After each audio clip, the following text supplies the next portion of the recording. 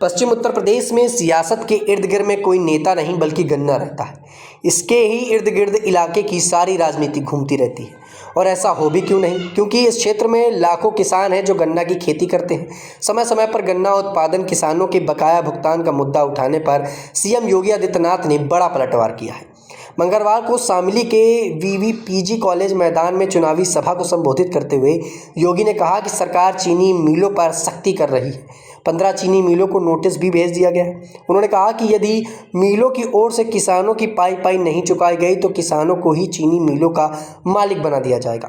दरअसल western UP में चुनावों के दौरान राजनीति पर हावी रहने वाली गन्ना की सियासत पर मुख्यमंत्री योगी आदित्यनाथ ने जवाब दिया है। साथ ही उन्होंने डिफाल्टर चीनी मिल मालिकों के सख्त चेतावनी जारी करते हुए गन्ना किसानों को बड़ी राहत दी है।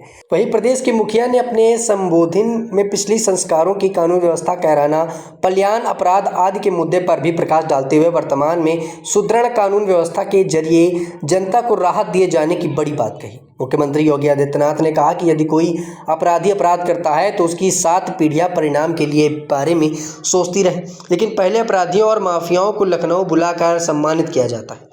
मुख्यमंत्री ने किसानों को संबोधित करते हुए सरकार की ओर से चलाई जा रही जन कल्याणकारी योजनाओं के बारे में भी जानकारी दी। उन्होंने कहा कि उत्तर प्रदेश में अब 140 से ज़्यादा चीनी मिलें चलाई जाएंगी, जिसमें से 105 मिलें एक सप्ताह के अंदर गन्ना मूल्य भुगतान करने पर आ गई हैं। इसके अलावा 15 चीनी मिलों को नोटिस जारी किया गया है।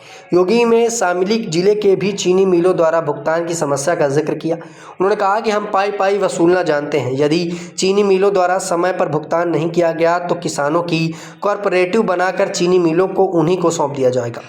मुख्यमंत्री ने जनता को वोट का महत्व समझाते हुए कहा कि यदि वोट गलत हाथों में जाती है और सत्ता गलत हाथों में जाती है तो उसके परिणाम भी गलत होते हैं। उन्होंने कहा कि विकास और सुरक्षा की जिम्मेदारी हमारी है, लेकिन उसके लिए आपके लोकतंत्र के अधिकार को भी हमें समझना पड़ेगा।